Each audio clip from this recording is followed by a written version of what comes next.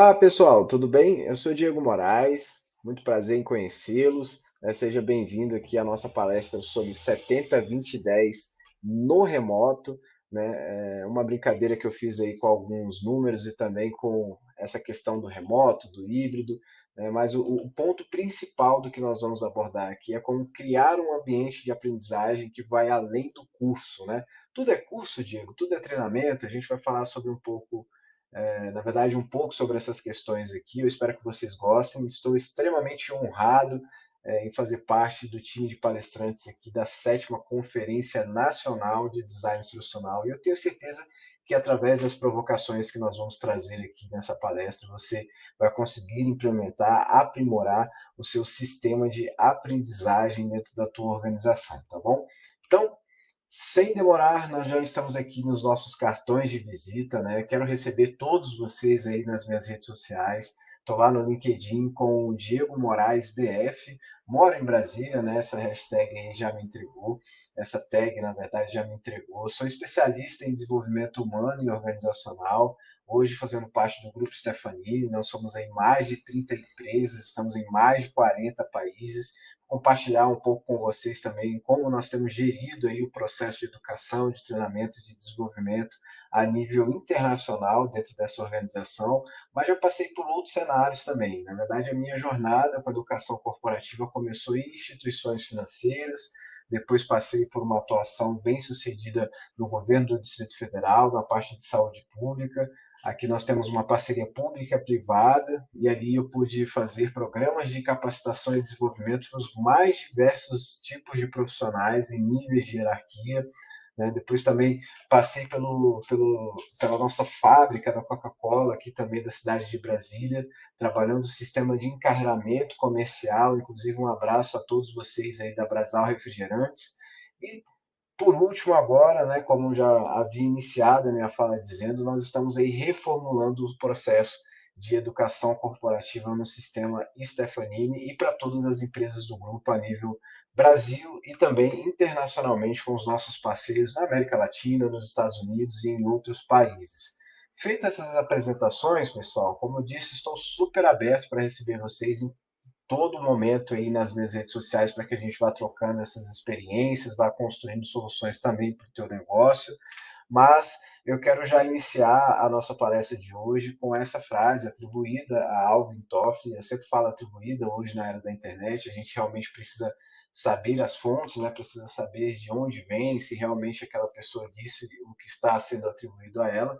Mas eu achei essa frase interessante porque ela não fala só sobre o processo de aprendizagem, ela fala sobre desaprender e sobre reaprender. Quantos de nós aqui já éramos vamos dizer assim, exímios craques, né, na arte de fazer treinamentos presenciais em 2020, fomos surpreendidos aí por uma pandemia, né, fechamento de alguns negócios, como é que continua agora os treinamentos, vamos fazer virtual, não vamos fazer, vai todo mundo para o Zoom, vai todo mundo para o Teams, vai todo mundo para outras ferramentas.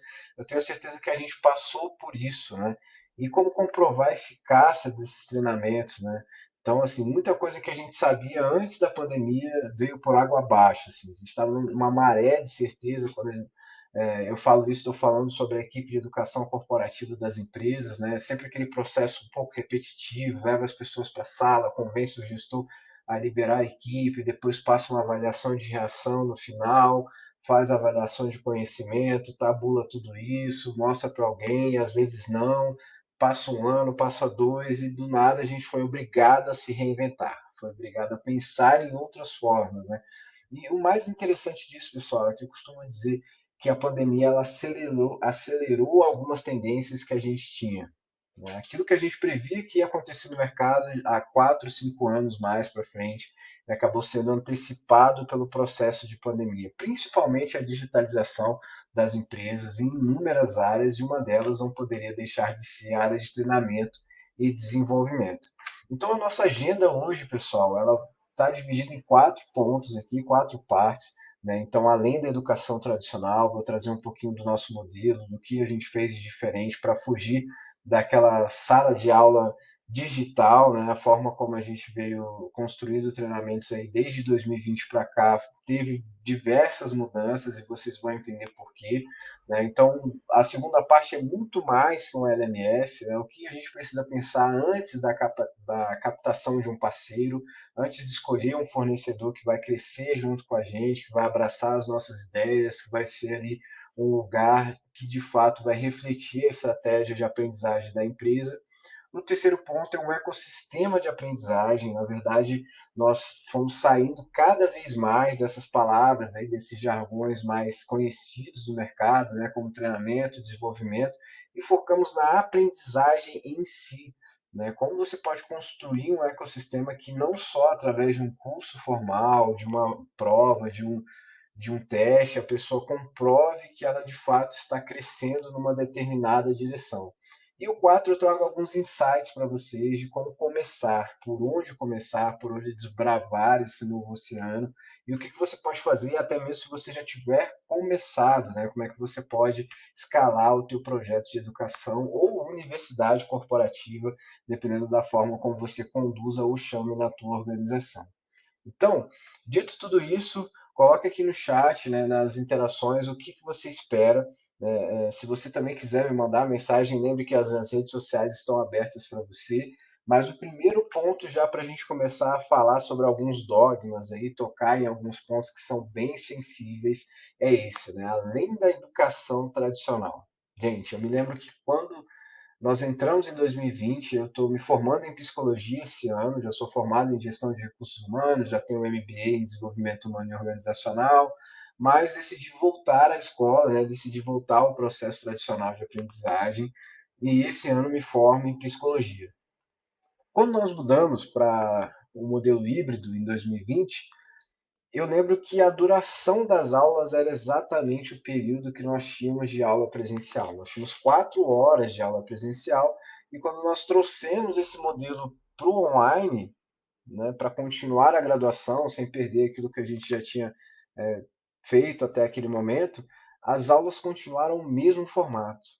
Né? Então pense você 4 horas na frente do computador todos os dias.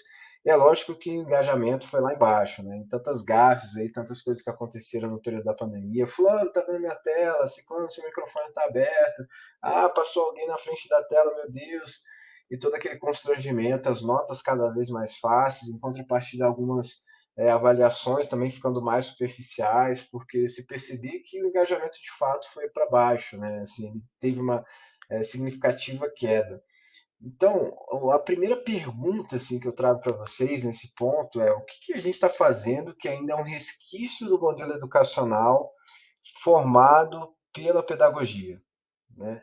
É lógico que a pedagogia, nós não vamos aqui demonizar a pedagogia, mas nós sabemos que a aprendizagem de adultos ela é muito mais fácil, né? Muito mais conduzida pelos princípios da andragogia do que da pedagogia. Né? Então, a gente colocar pessoas numa sala, às vezes, dependendo do time, é um time extremamente operacional, você tirou o cara de uma atividade que ele fazia ali com o corpo, você pausou essa atividade para que ele comece a pensar, você vai ver essa pessoa naturalmente cochilar na tua capacitação. Eu te digo isso com toda a propriedade. Né? Em alguns treinamentos que eu fiz, eram auditórios com mais de 300, 400 pessoas, níveis diferentes, e às vezes você notava uma pessoa ou outra cochilando e etc. E aí você para se perguntar, poxa, será que aquilo que eu estou dizendo está tão ruim assim? E no online, né, quando você vê que você está, por exemplo, falando sozinho e ninguém interage com você, será que realmente é algo sobre você ou sobre o modelo de aprendizagem, sobre o requisito da educação tradicional que em alguns momentos ainda nós insistimos em utilizar, né? Como reuniões gravadas, mais de 1 hora de conteúdo para o online. Cara, isso não pode existir mais, né? Estou falando aqui com um time de pessoas maduras em design institucional, ou você que está chegando agora, quer entender um pouco mais desse mercado também, saiba que existem modelos mais atrativos dependendo da forma como você vai passar o teu conteúdo, né? Então a gente já entendeu que hoje vídeos maiores do que 25 minutos, vídeos maiores do que 15 minutos, dependendo do conteúdo, vídeos maiores do que 15 segundos, né, já não tem aquele mesmo engajamento de antes. Então, o que a gente fez nesse processo aqui, já dando um spoiler em relação às ferramentas e os insights, foi formar conteudistas com as nossas práticas, né? Nós sentamos, né, reunimos através de um grande comitê para falar sobre aprendizagem e decidimos o que era mais interativo para o nosso público. Né? É importante você conhecer o seu público, importante você conhecer o estilo de aprendizagem pelo qual a tua organização tem maior preferência, né? Disparar uma pesquisa, alguma coisa assim, nós vamos trazer alguns modelos mais para frente, mas o primeiro ponto aqui, pessoal, é colocar o foco da tua capacitação no centro, ou seja, o aluno, o colaborador no centro, e pensar a forma como essa pessoa aprende, né? Tirando aquele misticismo sobre a aprendizagem. Né? Às vezes a pessoa aprende hoje no TikTok, às vezes ela aprende hoje nas redes sociais, ela aprende hoje ouvindo um podcast. Será que a sua empresa está nesses principais players de aquisição de conteúdo?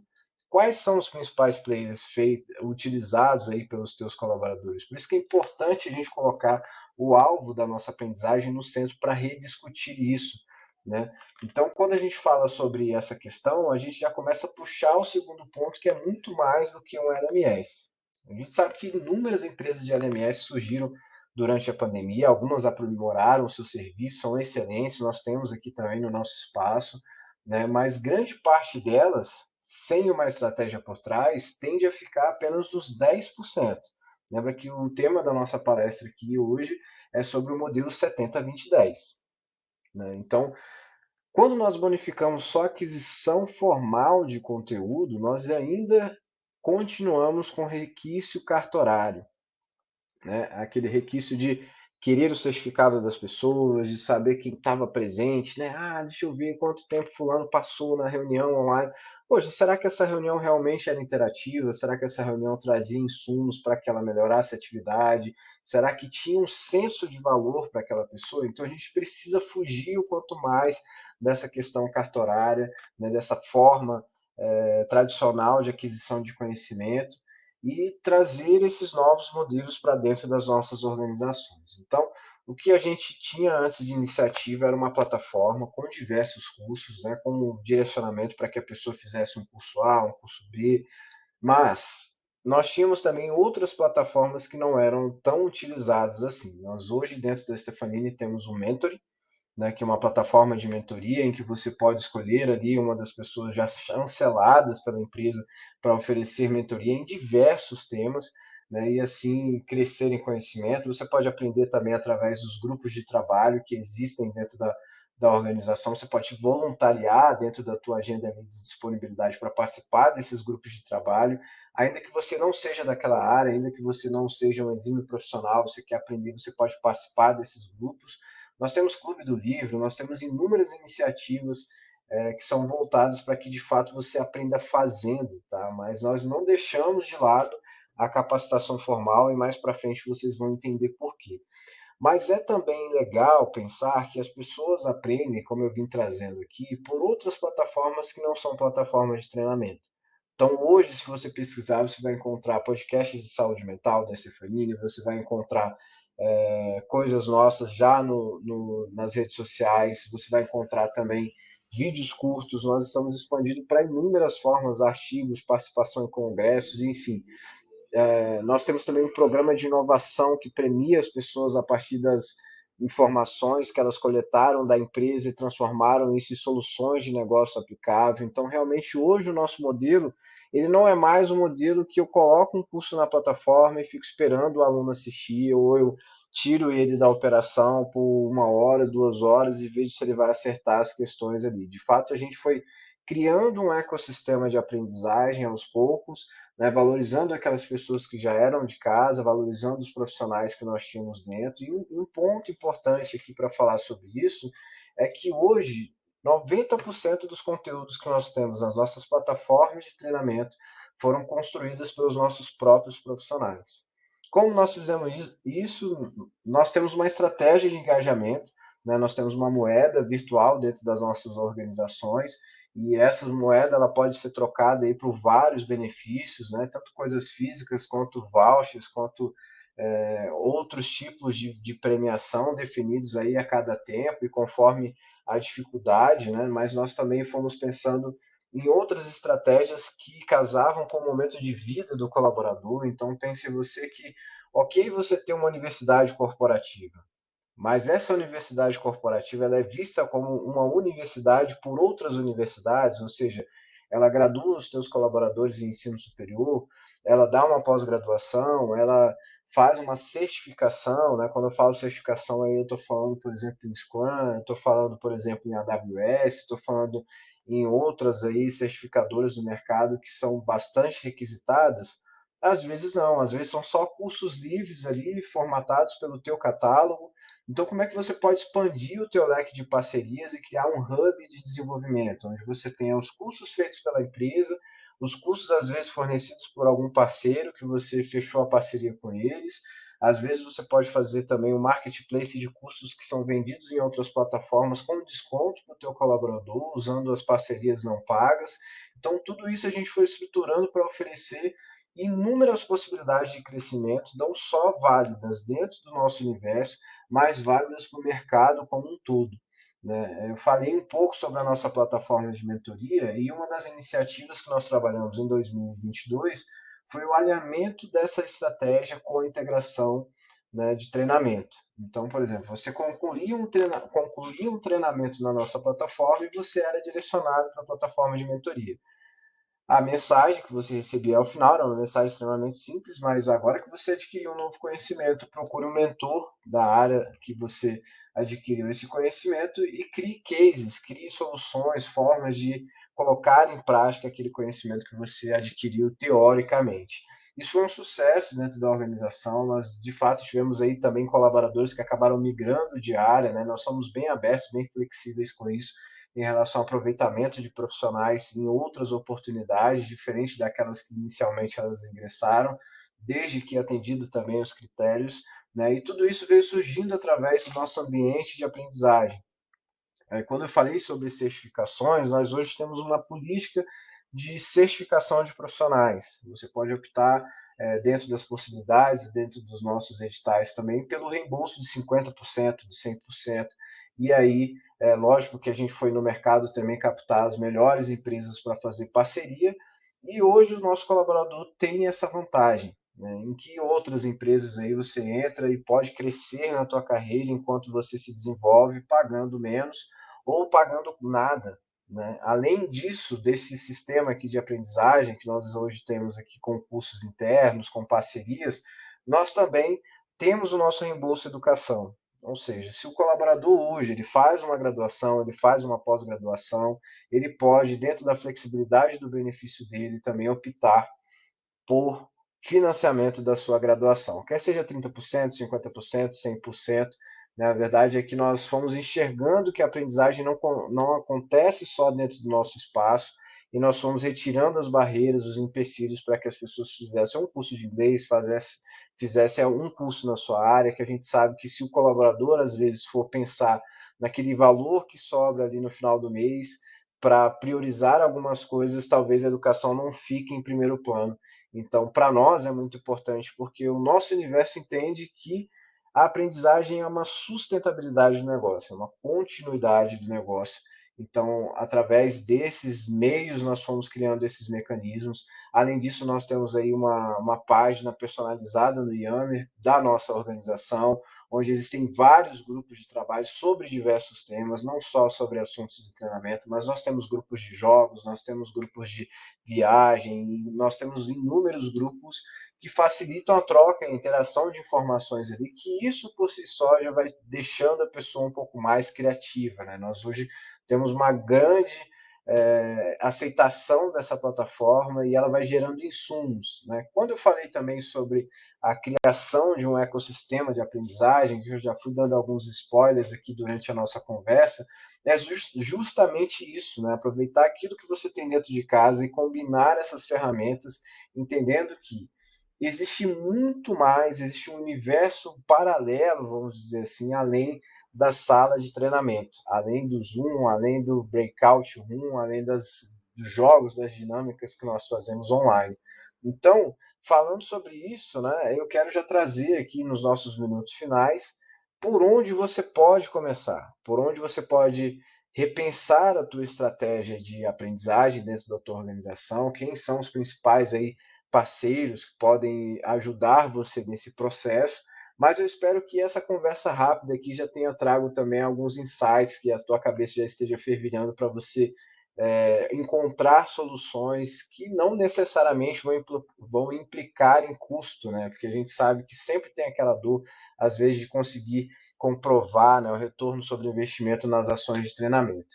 Então, por onde começar? Se hoje nós fôssemos pegar uma folha em branco, escrever de novo a nossa estratégia, quais seriam os principais pontos a serem observados, né? Estratégia primeiro, plataformas depois, né? Então aqui eu trouxe alguns questionamentos para que você pense quais são os estilos de aprendizagem, o que você quer de fato impulsionar na tua empresa, o que você quer corrigir, para onde você está levando essas pessoas, quais são as principais competências do teu mercado de trabalho, o que você está pensando para o futuro dessas pessoas, tem um plano de sucessão, vocês formam sucessores, né? Vocês formam multiplicadores, vocês formam as pessoas dentro da hierarquia de cargos ainda, por exemplo, um júnior, pleno, sênior, o que vocês precisam fazer para atingir o resultado necessário para a manutenção dessa empresa. Eu acho que é um primeiro grande ponto.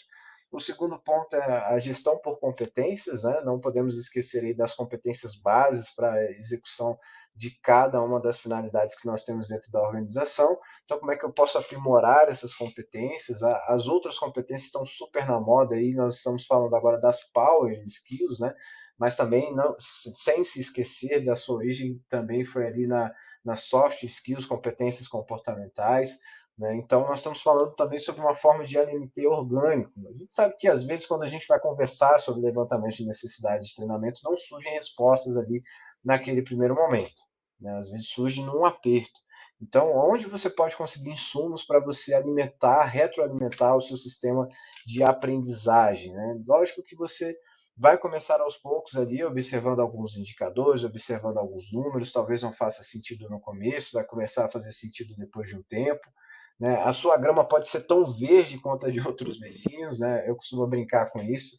Então, assim, faça conexões fora da tua empresa, né? Se conecte ao grupo de design solucional aqui do nosso congresso, né? Faça amigos aí em outros cenários também, entenda como é gerida a aprendizagem dentro de outras organizações, me manda uma mensagem no LinkedIn, vamos construir essa ponte para que você entenda, né? Para que você às vezes consiga evoluir um projeto, sair de uma estagnação, ou até mesmo aprimorar aquilo que já está excelente, né? Então, crie sistemas de engajamento. Como eu comecei falando lá no começo, de alguns spoilers, nós temos uma moeda interna, né? Nós bonificamos as pessoas que criam cursos também para a nossa academia, né? Então, dependendo do número de horas que elas trabalham na criação desse material, elas têm revertido também um valor para que elas consigam utilizar dentro da nossa loja, alguns benefícios exclusivos para quem é instrutor, né? A nossa plataforma de mentoria também, toda vez que você se torna um mentor da plataforma, você também tem benefícios exclusivos, né? Você que também é um mentorado, né, que utiliza esse serviço, quando você vai para avaliação de desempenho, isso é levado em conta, né? Então, a gente, de fato, foi estudando como a gente poderia impulsionar as pessoas a caminhar numa direção. Esse não é o primeiro sistema de aprendizagem que eu trabalho, né? Como eu falei para vocês, vim de uma experiência muito satisfatória também na Coca-Cola, e lá realmente era obrigatório que as pessoas que quisessem crescer na organização passassem por sistemas de treinamento. Então, pense em você que a aprendizagem era garantida nesse sentido, né? Então, comitês de multiplicadores, como eu falei, hoje nós temos aí uma estrutura que é uma estrutura gigantesca, só no Brasil nós temos aí 17 mil colaboradores, isso não iria para frente se a gente trabalhasse de forma sozinha, né? Se a gente trabalhasse de forma isolada. E um dos últimos pontos também é mapeie os estilos de aprendizagem. Trouxe aqui algumas ferramentas para você, nós podemos falar sobre mais em outro momento.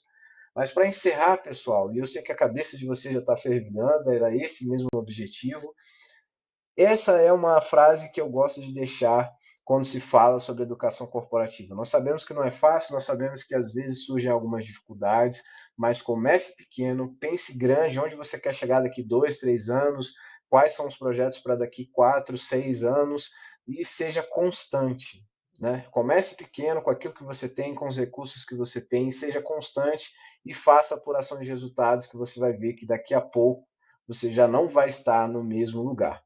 Então, muito obrigado pelo tempo de vocês, pessoal. Deixo aqui novamente os meus contatos. né? Se eventualmente também vocês precisarem desses slides, podem me mandar uma mensagem que serão disponibilizados para vocês. Um abraço a todos. Realmente estou bem feliz pela participação aqui no 7º Congresso de Design Instrucional a nível nacional. Contem sempre comigo e vejo vocês em breve. Até mais.